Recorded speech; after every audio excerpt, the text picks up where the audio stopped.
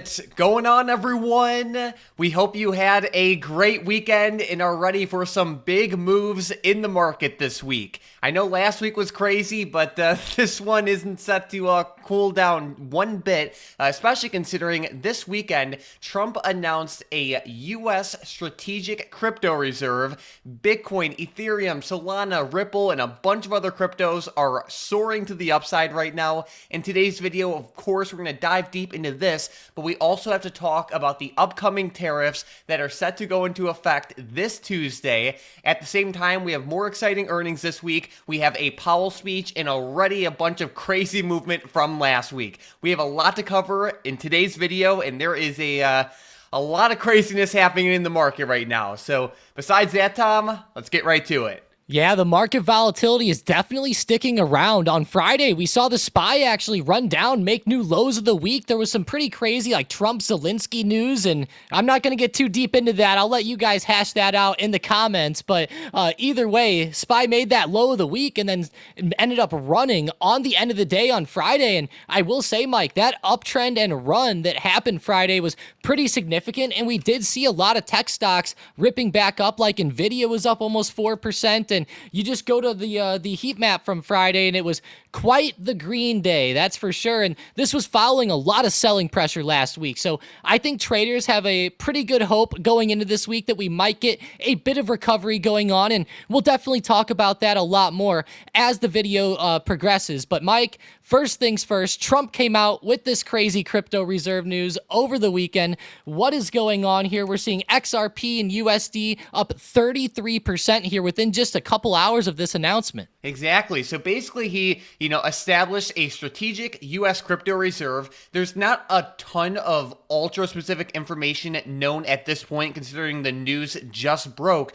But as you mentioned, we have a bunch of cryptos soaring to the upside right now, and it appears that the main initiative of this is to position the United States as a leader in the digital asset sector. We all know Trump has been very pro-crypto in general, as we've seen the giant runs over the past few months in the crypto space. But yeah, I think this is definitely great news, at least in the short term for the crypto sector, and I would say even in the longer term as well. I think a really nice thing to see off of this news is how Bitcoin specifically is moving. It was taking quite the hit last week as it got all the way down to like $80,000 a coin, and now it's all the way back up to like 93K per coin. Yeah, we're definitely seeing a lot of volatility and crazy price action coming in the short term, both to the downside and the upside here. It's good to see this good crypto news, though, because as you said, that sell-off was starting to scare traders. And as Bitcoin was getting under like that 90K mark, there was some pretty big support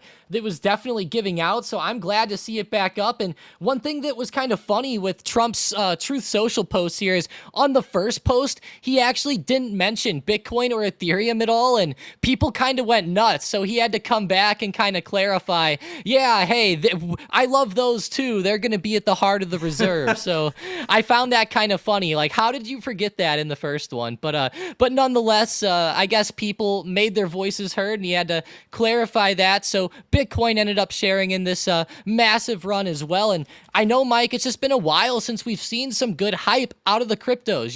They were on that crazy run whenever Trump first got elected this year, and I know that that's a big deal, of course, but it kind of slowed up, and for the past few months has been doing nothing. That's the thing. So, with this news, the more attention and momentum and just action that happens off of this event, the more opportunity there will be in the crypto space. But like you said, crypto has been a little bit stagnant over the past few months. So with this news, sure, it's definitely worth keeping a close eye on, Bitcoin and all these other cryptos, even crypto related stocks like COIN for Coinbase, maybe IBIT for some Bitcoin ETFs, maybe even MSTR and others, because, when crypto moves a lot, all of these tickers move very strongly. But at the end of the day, if this news just fizzles out, then, that's that. But, it's worth keeping on the radar. These stocks can move a lot when there is strong momentum,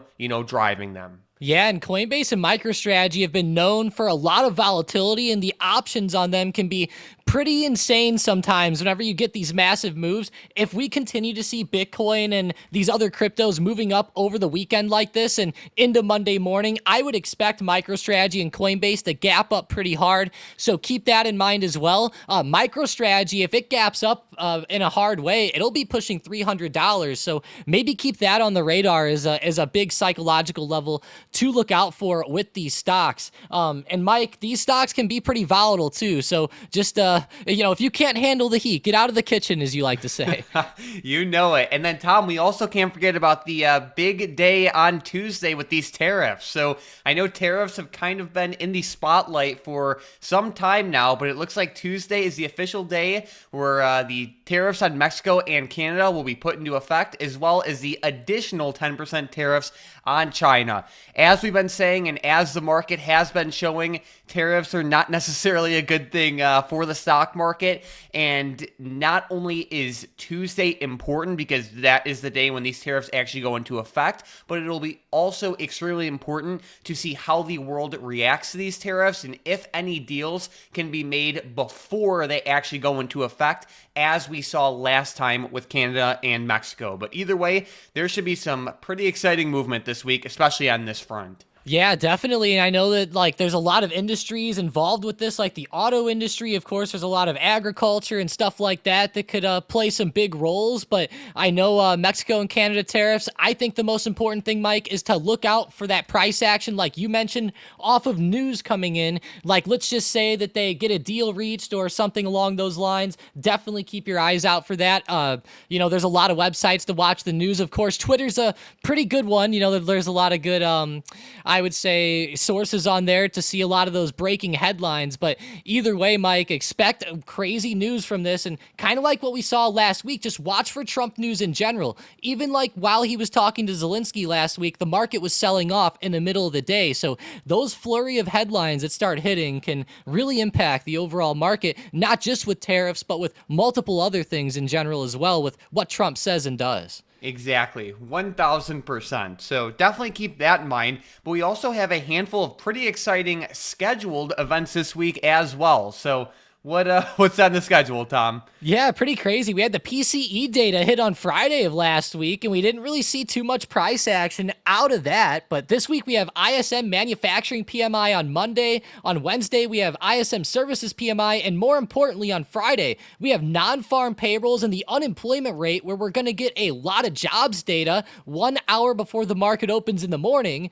And then at 12:30 p.m. Eastern time, we're going to get a Jerome Powell speech. So this will actually be a pretty interesting Powell speech. It's going to be an economic outlook at the University of Chicago's Monetary Policy Forum in New York, of all places, for the University of Chicago's forum. But either way, he's going to be speaking Friday. So we have quite the rundown with data, especially with those jobs numbers there. There we go. So definitely keep a close eye on the days and times listed for these events. They will definitely move the markets. I would say the Powell speech and even the economic data on Friday will be like the top events of the week. But we also have a handful of pretty big earnings too. Yeah, 100%. There's a lot of retailers actually reporting this week, and I know that can play a pretty big role on the market for the fun stocks. I know SMR was on the list last week, but they actually confirmed their earnings on Thursday, so it will be coming out on Monday and after hours. So watch SMR, and even ASTS, AST Space Mobile, has seen a lot of good short-term price action and volatility, so keep those two on the radar. Then we have Target, Best Buy, CrowdStrike on Tuesday, MRVL on Wednesday, Broadcom and Costco on Thursday. But I think that the most important thing here, Mike, and I've seen a lot of analysts talking about this week, is these retailers like Target, Best Buy, Costco, Kroger. We'll actually get insights onto how consumers are spending right now. And considering that the last time Costco reported earnings, they said consumers were watching their money, it's definitely something to keep on the radar. Awesome. Yeah, so it'll definitely be a pretty exciting earnings week on this front. So that's something to look out for. But shifting over to the S&P 500 as a whole right now, Tom, of course, we saw some nice buy action come into close towards the end of the day on Friday. Friday. But as we zoom out, there has definitely been a fair share of profit taking and selling going on. So looking at the market right now, what are the key levels to pay attention to, and what are we seeing on the charts? Yeah, I know on Thursday I talked about a lot of key supports coming up, and we ended up bouncing off of a couple of those pretty well on Friday, right around 584 to 585. I think that range is going to be very important to watch for this week. If we keep holding that, it'll be awesome. And SPY even rebroke back above 590 and 592. So there's a lot of good supports on the radar here. If SPY does end up pulling back, I think a lot of traders are going to really be looking for overhead resistance in the short term. More majorly, I really like 595, which we talked about a lot last week. That's pretty much where the SPY got to at the high of day on Friday. And then I also really love 599 to 600. That $600 resistance will be crucial. If SPY runs up on Monday into that $600 range, I'm sure a bunch of people are going to be watching for rejection there. Now, there could always be breakouts, right? Resistances are meant to be broken, but $600 has to be on the radar this week. All right. Yeah, that is a key level. And while there has been a decent amount of profit taking in general, we did see a lot of, you could say short covering, buying in general, and just bullishness, especially towards close on Friday. And that has been like the most recent sentiment. And it's certainly worth keeping in mind heading into the market this week, especially considering we're also seeing an increased amount of bullishness out of the crypto sector as well. Bitcoin, Ethereum, and other cryptos are still going. So definitely keep this recent short-term sentiment in mind. And as we look at just the market in general right now, it's definitely safe to say that it has been slower and calmer than recent months and quarters. And this isn't something that should surprise you too much. As we can see by looking at this data here that goes all the way back to 1950, the first year of the presidential cycle and the first quarter tends to be pretty weak.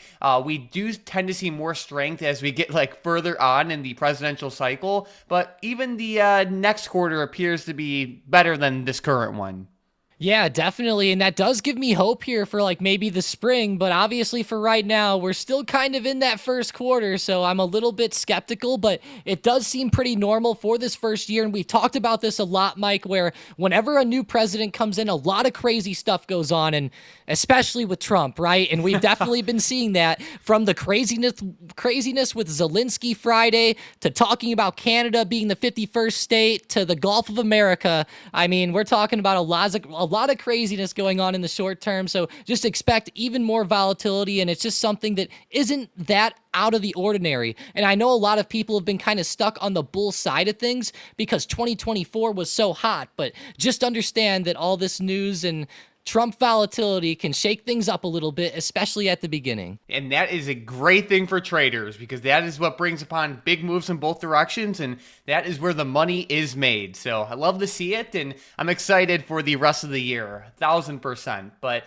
besides that, Tom, I think we're all set for some setups and predictions. A stock that is definitely on my radar is Tesla right now. This stock has been pretty crazy over the past few weeks, and we saw some pretty good bullish PA come into play on Friday. Tesla opened up relatively weak, but bulls held that $280 level in a very strong way, and it basically lasted throughout the entire day and even into after hours. So because of this news and even the recent bullishness with crypto, Tesla is on my bullish radar for tomorrow. The more pressure it can put towards its high of day, the better. The more short covering that'll happen and the more dip buying that we'll see in general. So either way, Tesla's on my bullish radar. But again, in a market as crazy and as volatile as this one, you have to be willing to adjust as the trends change. $300 is a key resistance level overhead, and it should not be ignored. Yeah, 100%. $300 is crucial here, and definitely keep your eyes on it as Tesla pops. But I'm kind of with you. I'm looking for a few of these, I would say, beaten down tech stocks to start to come back a little bit. And with my first play, I'm looking at Microsoft back to the upside. I was watching this one to the downside a lot recently as it's been dropping off a lot, but it is roaring back in the short term, and it's also approaching a pretty big psychological level right around $400. But if we go out to the Bookmap, we can actually see that there's a lot of buyers stacked up around 380 and then even 385 and 386. There's a lot of buyers here. There's also not even a lot of resistance overhead, not even at 400, which you would think is so crucial because it's been so influential over the past few weeks. But there's not really too much stacked up there. I think that if we get a good run going, we could end up breaking $400 with Microsoft. So if I do see this good upside move and $400 break, I'll be watching Microsoft back up. And I really like how there's these buy walls stacked up down here.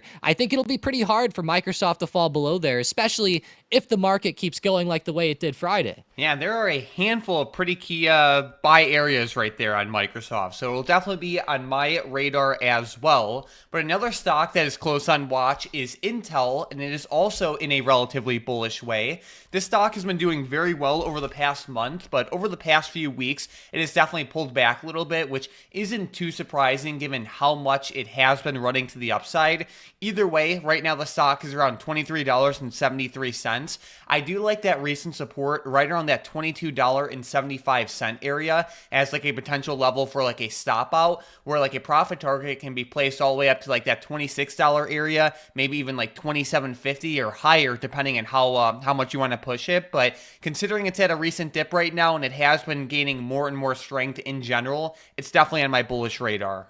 Yeah, I like it. There was also that big money play that kind of sniped up Intel there on February 25th, pretty much right on the bottom of that red candle. That was a pretty good snipe by them. Hopefully we keep seeing this support hold for the big money play and Intel in general.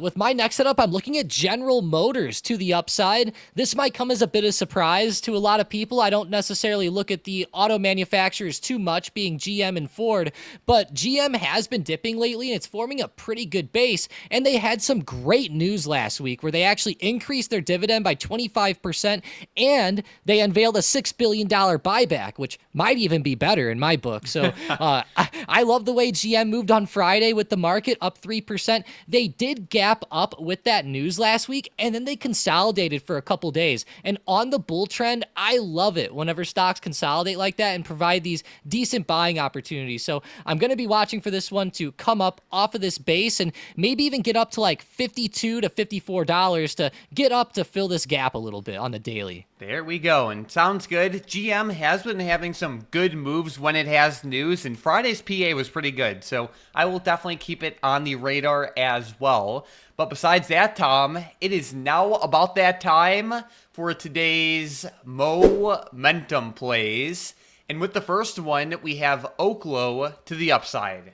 Yeah, we have a lot of these growth stocks that have been dipping, starting to come back pretty hard. If Oklo could end up breaking out above 34.65, the high of day Friday, then keep watching it back up. All right, with the next one, we have Serve, SERV, also to the upside. Serve Robotics. Yeah, if they can end up breaking out above 925, then watch them up as well. Alrighty, and then with the last one, we have Enphase, ENPH, to the downside. Unfortunately, even with the overall market doing good, the solar stocks and Enphase could not hold up. If Enphase ends up breaking under 56.80, just under that low of day Friday, then keep watching it to the downside. All right, so we have Enphase on watch for a potential move lower, and then we have Serve and Oklo on the radar for a potential move higher.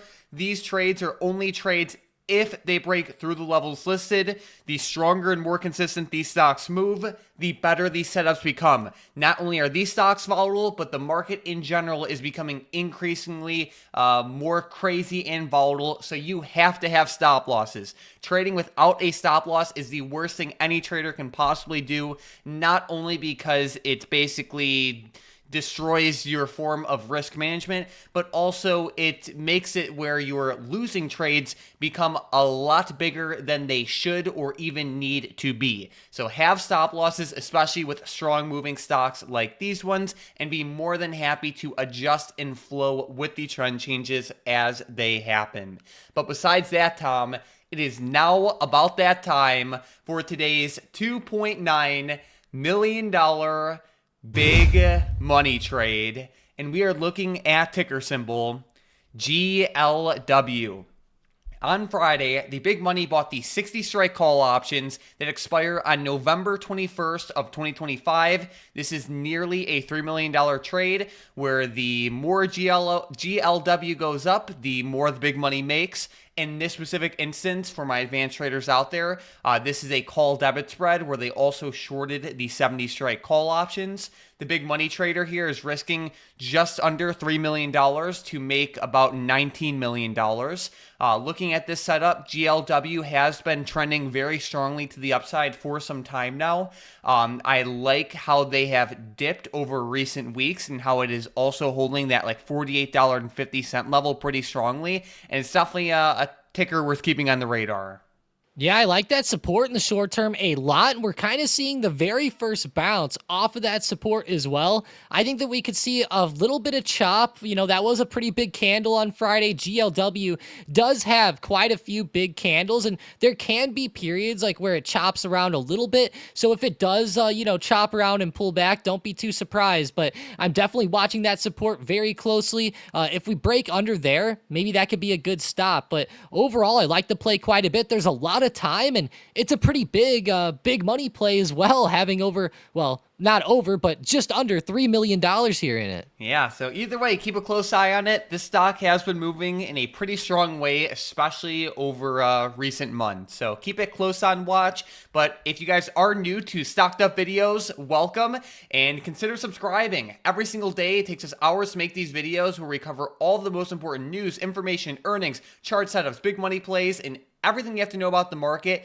in around 20 to 25 minutes or less. So if you want to get our videos recommended to you more often, definitely consider obliterating that subscribe button. But we also want to give a giant shout out to today's member of the day, Junglist, in the Stocked Up Discord, who had some great profit posts on Friday with multiple different tickers. So huge shout out to you, Junglist, and keep up the great work going forward. But last but not least, if you guys have not used Bookmap already, definitely check it out. It is especially useful in market environments like this one, where we see bigger, crazier moves, and you just want to know where the key buy and sell orders are stacked up at. Of course, Tom mentioned the example with Microsoft from this week, but it applies to all other stocks as well. If you want to try it out, Stocked Up viewers do save. Check out that first link in the description and the comments down below. But besides that, we are set for a very exciting week. We should have some pretty exciting movement in both directions, and we have a handful of pretty key economic events as well. So